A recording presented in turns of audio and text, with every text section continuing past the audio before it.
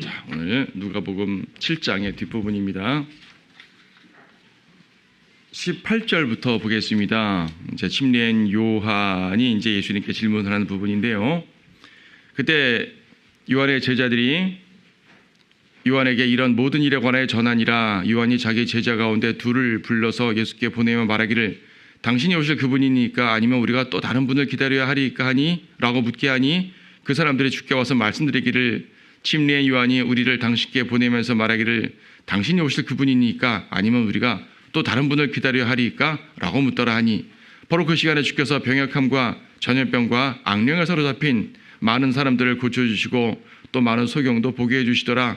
그때 예수께서 대답하여 그들에게 말씀하시기를 가서 너희가 보고 들은 일들을 요한에게 전하라. 즉 소경들이 보고 전륜바리들이 걸으며 문둥병자들이 깨끗해지고 귀머거리들이 들으며 죽은 자들이 일으켜지고 가난한 자들에게 복음이 전파된다 하라. 나로 인하여 실족하지 않는 자는 복이 있도다 라고 하시더라. 자, 요한이 질문을 합니다. 앞의 사건들에서는 주님께서 병자들을 고쳐주시고 특히 나인성 과부의 아들 막 죽어서 운구행렬 나가는 그 이제 청년을 살려주신 그 장면이에요.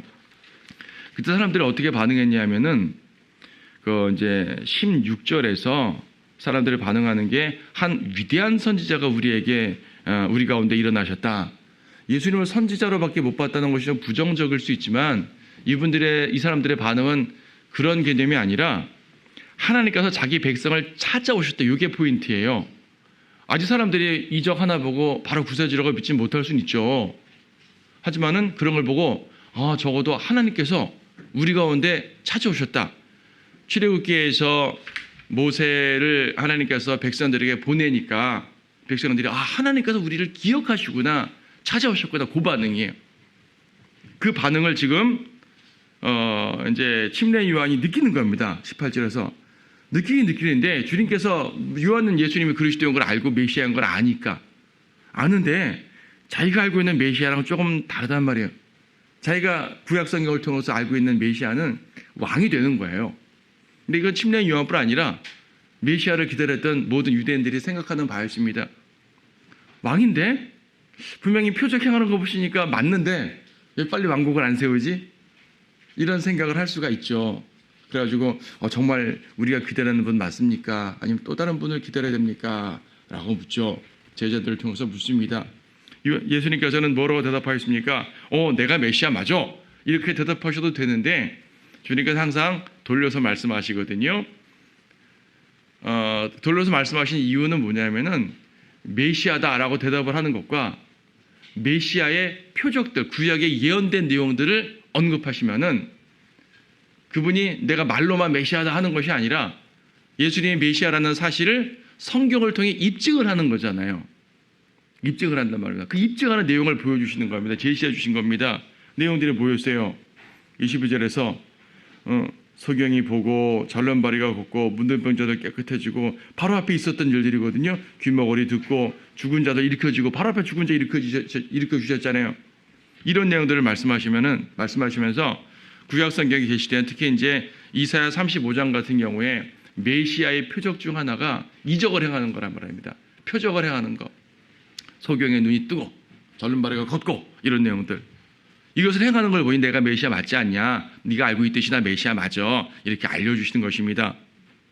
주님께서는 메시아 일을 하고 계심을 알려주시는 거죠. 기다려. 다 때가 있어. 네가 기다리는 그분 맞는데 아직 기대하는 일이 일어나지 않는 것은 다 내 계획이 있기 때문이야.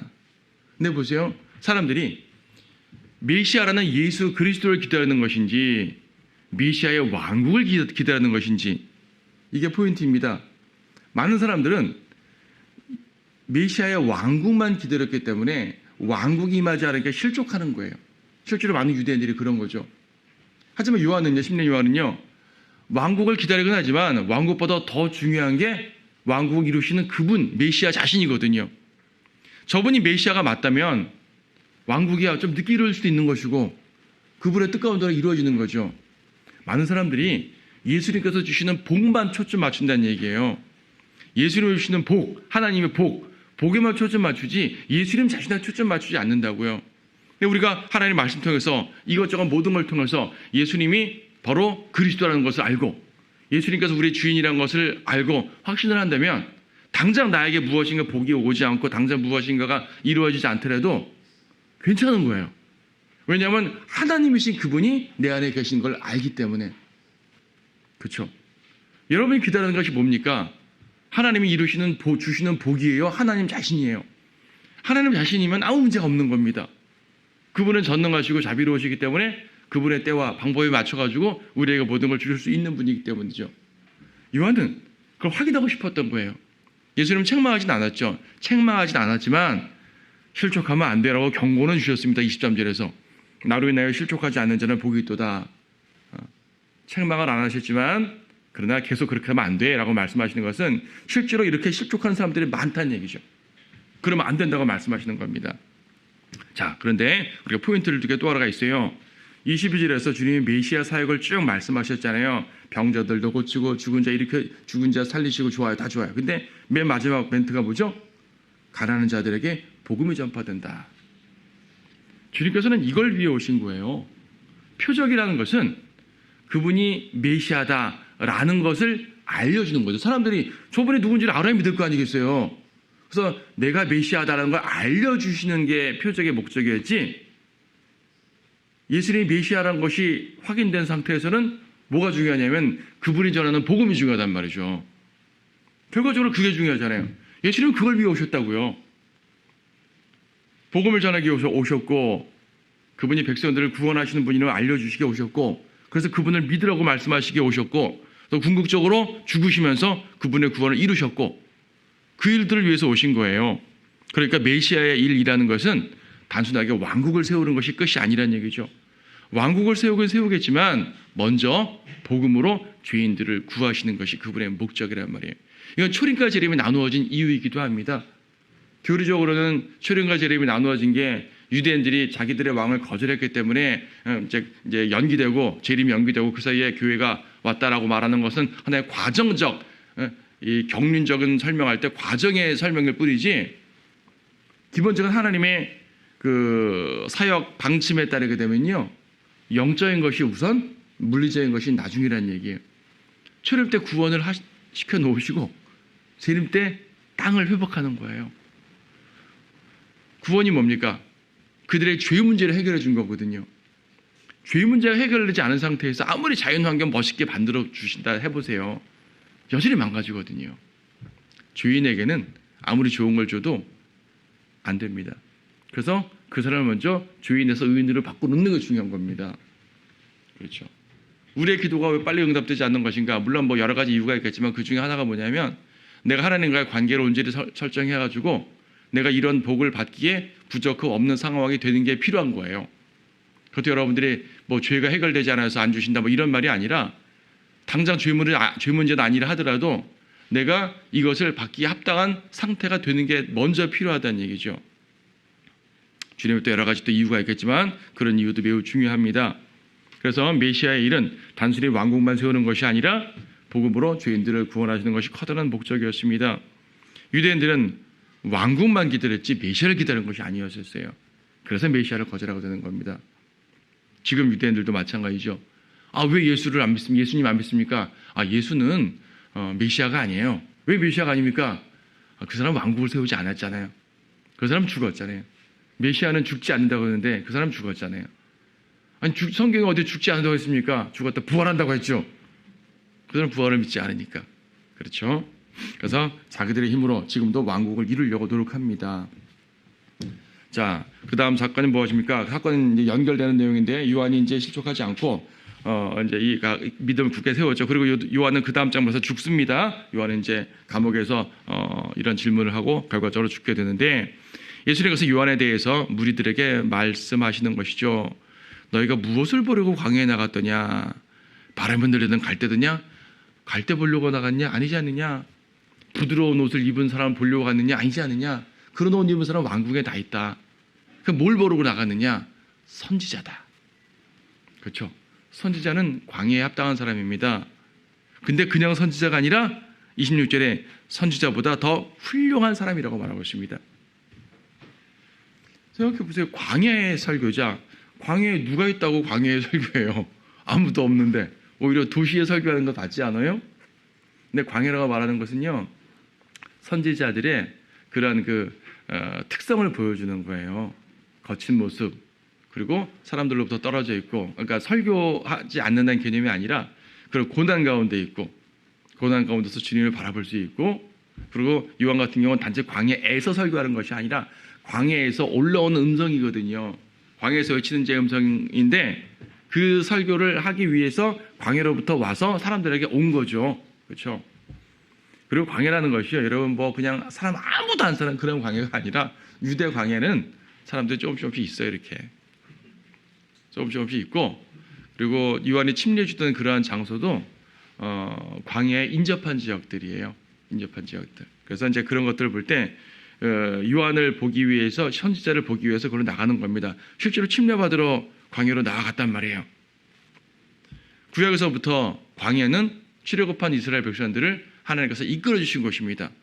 아무것도 없는 곳 같지만 하나님과 만날 수 있는 곳. 여러분이 여러분만의 광야가 있어야 되는 거예요. 하나님만을 만날 수 있는 곳.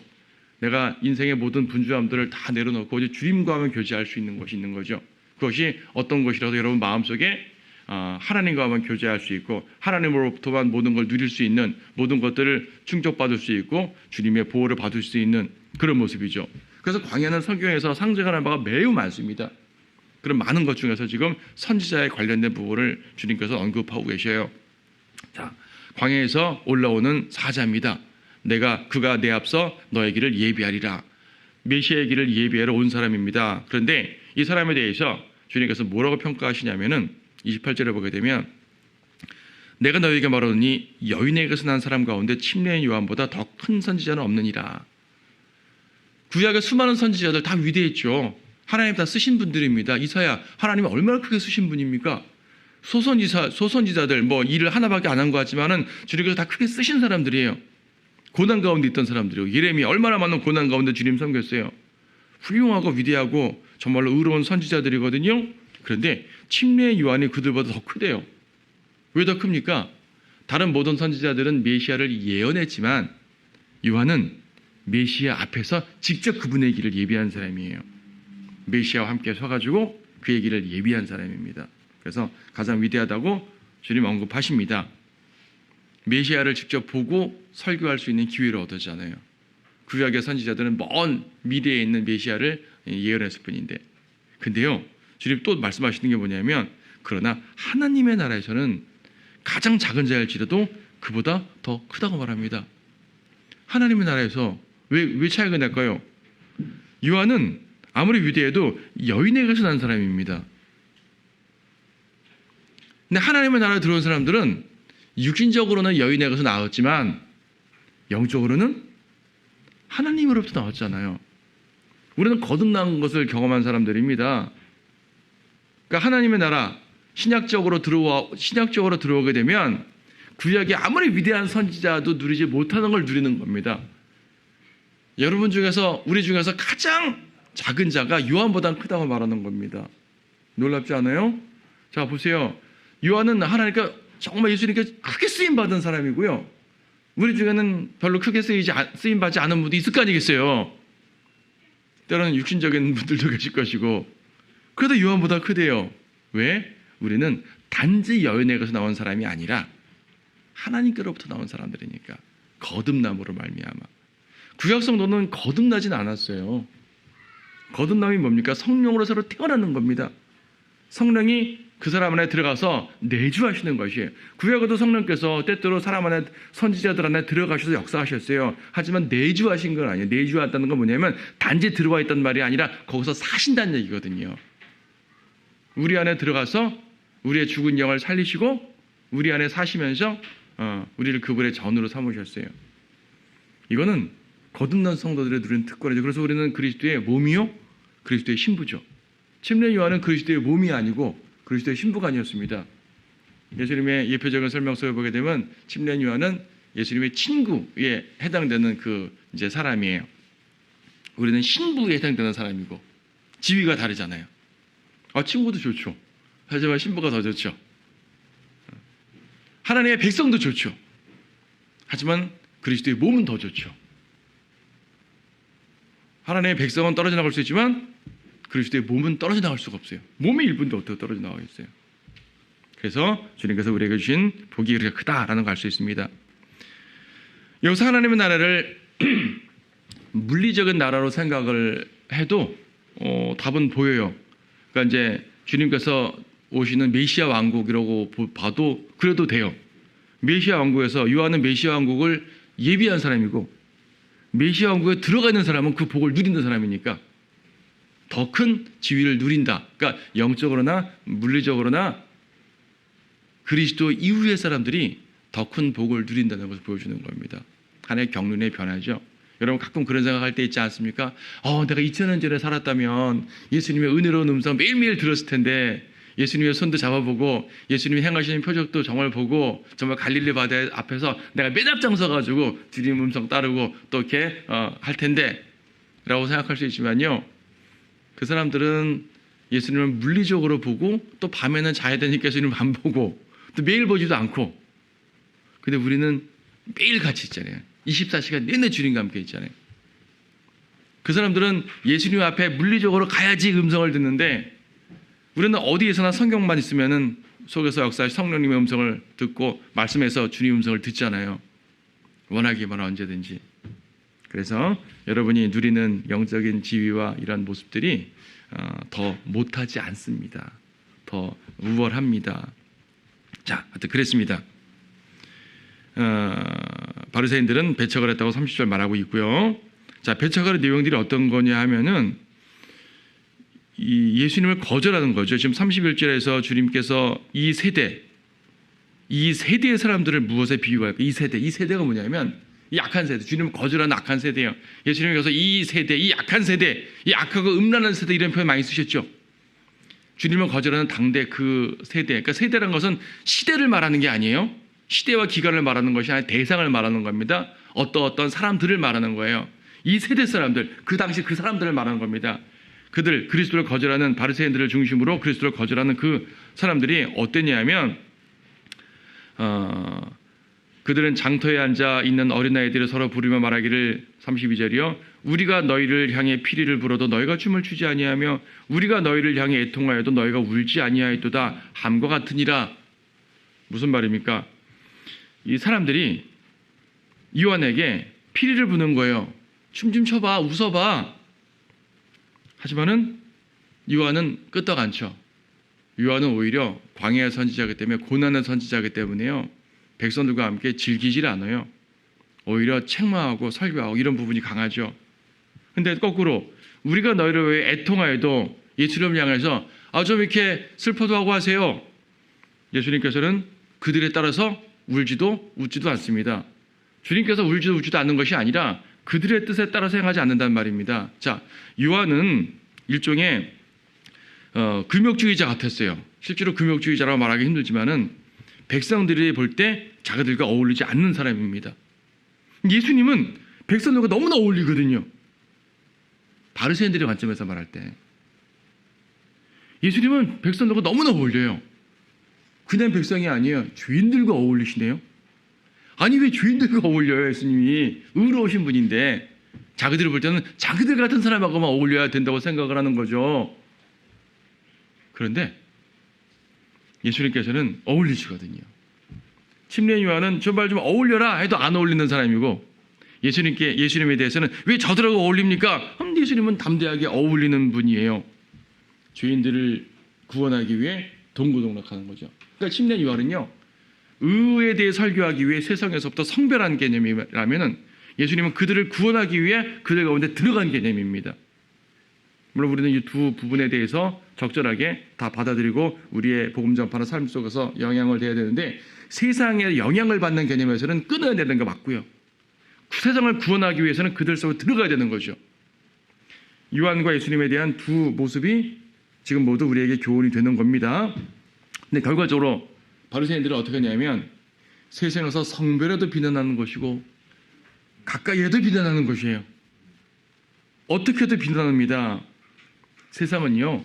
예수 그리스도와 그리스도의 성도들 여러분들을 미워합니다. 어떻게 해도 미워하게 되어 있습니다. 그러니까 미움받지 않으려고 노력할 것이 아니라 미움받는 건 전제로 놓고 우리가 할 걸 하는 거예요.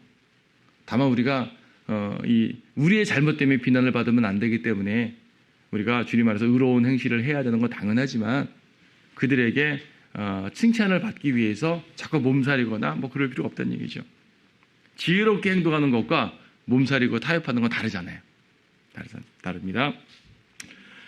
어떻게 비난을 하냐면 34절에서 보라 탐식하는 자요 술을 즐기는 자며 세리들과 죄인들의 친구로다. 반은 맞고 반은 틀려요. 예수님 탐식하는 자였나요? 예수님의 술을 즐기는 자였나요? 아니죠. 죄인들의 친구는 맞죠. 죄인들의 친구는 맞습니다. 마귀는 이처럼 항상 반은 맞고 반은 틀리는 말을 하는 거예요. 반은 맞고 반은 틀리는 말을 하니까 사람들이 속는 게 마귀가 말한 맞는 말, 이걸 딱 들어서 마귀도 올바른 말 하네? 하고 들어가는 겁니다. 하지만 들어가 보니 마귀가 거짓말들에 당하는 거죠. 한번 당하게 되면 헤어나오지 못하게 되는 겁니다. 자, 이 말을 듣게 되면요, 사람들이 어떻게 반응해서 예수님에 대해서 제대로 경험하지 못한 사람들이 바리새인들의 이런 말을 듣게 되면 어떻게 생각하겠어요? 비난 먼저 들립니다. 여러분, 비난과 칭찬을 같이 하면 칭찬 먼저 들려요? 비난 먼저 들려요? 비난이 더 자극적이잖아요. 비난 먼저 들려요. 여러분, 죄인의 친구라면은, 자, 내가 죄인이요. 근데 예수님에 대해 들었습니다. 야, 저 사람은 말이야, 술 취하고 탐식하는 자고 죄인의 친구야. 그러면 어떤 죄인이 그 말 들으면, 예수 가까이 하면 안 되겠네. 근데 그 사람이 죄인이거든요? 그럼 보세요. 내가 죄인이면은 죄인의 친구라는 말이 복음이죠. 그렇죠? 저 사람 죄인의 친구라고? 저렇게 위대한 분이? 그럼 내가 좀 가도 나를 거절하지 않겠네? 나를 만나 주시겠네? 앞에 막 탐식하고 술 이건 둘째치고 일단 죄인의 친구라니까 내가 좀 가서 좀 만나봐야 되겠어. 그분께 좀 들어봐야 되겠어. 그분께 은혜를 좀 받아야겠어. 이게 정상적 반응 아니에요. 죄인들의 친구라고? 에이, 가까이 하면 안 되겠네. 자기 죄인 아니냐고요. 죄인의 친구란 말은 바로 내 친구란 말입니다. 우리 모두 죄인이니까. 근데 죄인의 친구란 말 때문에 왜 거절하냐고요. 이게 얼마나 큰 복음인데요. 그들은 비난하는 말이지만 우리에겐 그 말이 완전히 거의 복음입니다. 나를 위해 오신 거 아니겠습니까?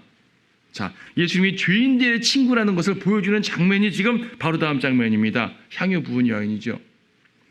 복음서에서요, 예수님께 향유를 부은 사건이 2번 나옵니다. 같은 사건 아니에요. 다른 사건이에요.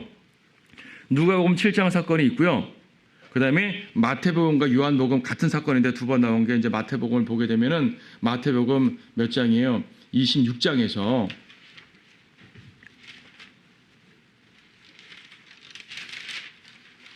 26장 6절에 보게 되면 예수께서 베다니에 있는 문둥병자 시몬의 집에 계실 때 그랬습니다. 이건 베다니라 그랬고 7절에 한 여인이 매우 값진 향유가 든 옥합을 가지고 가서 예수님 식사하는 자의 자리에 머리에 붓는다 그랬어요. 똑같은 사건이 요한복음 12장 나오는데 12장에서 이 여인이 마리아라고 이름을 밝혀요. 우리가 알고 있는 그 마리아 맞아요. 그러니까 마르다의 동생 마리아, 그 마리아가 예수님께 옥합을 깨트려서 머리에 향유 붓고 요한복음에서는 발까지 닦았다 그러는데 향유가 머리부터 발까지 쭉 흘러내린 거예요. 이렇게. 근데 보니까 문둥병자 시몬의 집이라 그랬거든요. 근데 누가복음에 보니까 뒤에 보니까 40절에서 시몬아라고 말합니다. 같은 사건 같죠? 시몬이니까. 근데 마태복음에서는 문둥병자 시몬이고요. 물론 치유받은 문둥병자겠죠. 누가복음에서는 바리새인 시몬입니다. 36절에 바리새인 집에 들어갔거든요. 다른 사건이에요. 그리고 이 마태복음 사건은 6월절 엿새 전, 요한복음에 따르면 6월절 엿새 전인데 죽으시기 며칠 전 사건이에요. 이거는 한참 전이에요. 한참 전 주님께서 전기 갈릴리사에 왕성하게 사역하실 때 한 거기 때문에 다른 사건입니다. 두 사건 모두 어떤 여인이 예수님께 향유를 부었어요. 그리고 저 뒤에 있는 아까 마태복음에서 본 그 사건에서는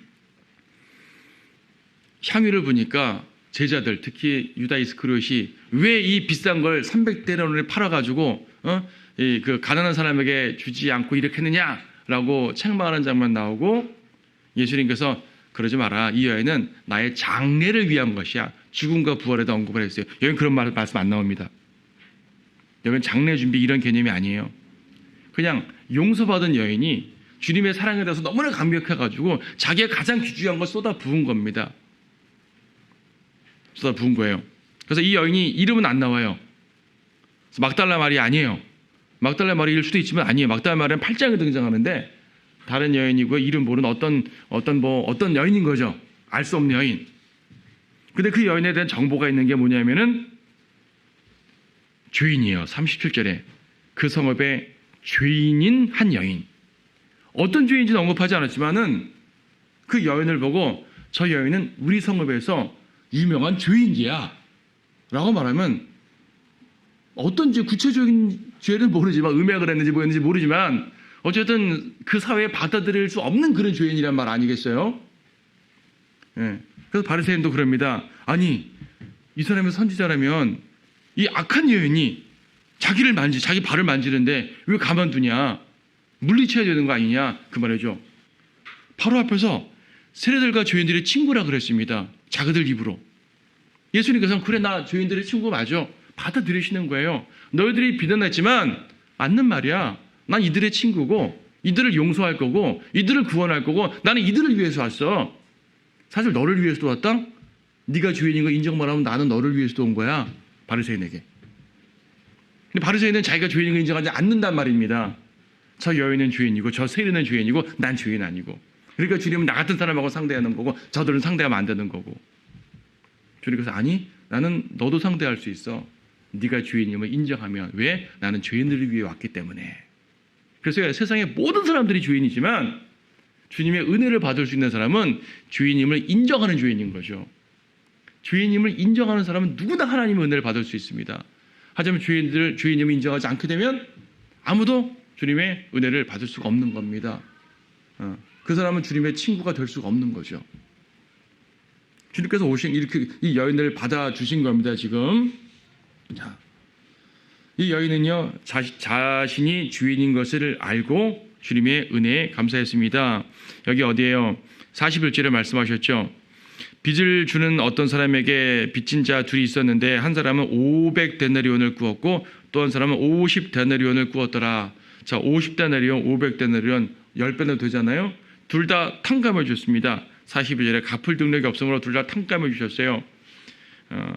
갚을 능력 없다고 다 탕감하는 분 거의 없잖아요. 주님은 은혜로우신 분이란 얘기예요. 작은 죄든 큰 죄든 다 탕감할 수가 있습니다. 다 용서할 수 있습니다. 근데 여기서는 이제 은혜를 거절했다 이런 말은 아니고 누가 더 큰 은혜를 받았느냐가 포인트예요. 요설교에서는. 지금 500데나리온 용서받은 사람이 배교했다 이런 말은 안 나와입니다. 문맥에서 그런 건 없습니다. 둘 다 용서받았어요. 용서받았는데 누가 더 감사하겠냐 말이죠. 여러분 어떻게 생각하세요? 상식 아닙니까? 큰 죄를 용서받은 사람들이 더 감사하죠. 물론 우리는 누가 더 큰 죄, 누가 더 작은 죄 함부로 사람 판단하면 안 되겠지만 각자 자기는 알 거 아니겠습니까? 저는요 정말로 큰 죄인이에요. 참 내가 말하지 않아서 그렇지 남들 앞에 알리지 않은 나의 죄들 정말 많고요. 근데 주님이 내 죄를 다 용서해 주셨어요. 어떤 분들은 남들이 다 알만한 공개적인 큰 죄도 있죠. 용서해 주십니다. 어떠한 죄도 주님께 겸손하게 나아가면 용서받지 못할 줄 없는 겁니다. 심지어 주님을 거절하고 주님께 반역했던 사람들도 회개하고 돌아오면 용서해 주시는 거 아니겠습니까? 그런 사람들이 감사하는 겁니다. 이 여인이 얼마나 큰 죄인이었는지 우리는 알 수 없지만 외형적 도덕적 죄로 말한다면 분명 바리새인보다는 큰 죄인일 거예요. 그러니까 그 사회에서 받아들여지기 힘든 죄인이란 말이죠. 외형적 모습만 말하면은. 그런데 주님께서 보실 때는 오히려 바리새인들이 더 큰 죄인인 겁니다. 자기의 죄를 감추는 위선자들이니까. 예수님께는요 죄의 경중이 중요하지 않습니다. 주님께는 죄의 경중이 중요하지 않지만 우리 각각 죄인들에게는 경중이 중요하죠. 우리 각자에게는. 그래서 우리가 죄인임을 인정하고 용서받게 되면은 주님 앞에 감사를 해야 됩니다. 감사해야 돼요. 어떤 분은 구원받고 나서 정말 나는 큰 죄인이었는데 주님이 구원해 주셨다고 감사하는 분 있어요. 정말 많아요. 근데 어떤 분은 그냥 어릴 때부터 교회 잘 다니고 크게 죄짓지 않고 살다가 그래 예수님 믿고 구원 받아야지. 구원 받았어요. 구원은 받았어요. 그런데 자기 생활 속에 별로 이렇게 죄인식도 없고 살다 보니까 그래 뭐 이론적으로 난 죄인이고 주님께서 구원해 주셨으니까 감사해야지 이 정도로 끝나는 거예요. 그렇다고 여러분 의대가 넘치게 하려고 일부러 죄를 지란 말은 아닙니다. 로마서 6장에 딱 말하고 있잖아요. 그렇죠? 로마서 5장 끝에 6장 시작 부분 보세요.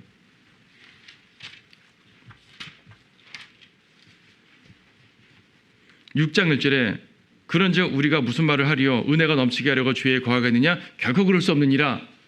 은혜가 넘치게 하려고 죄에 거하면 당연히 안 됩니다.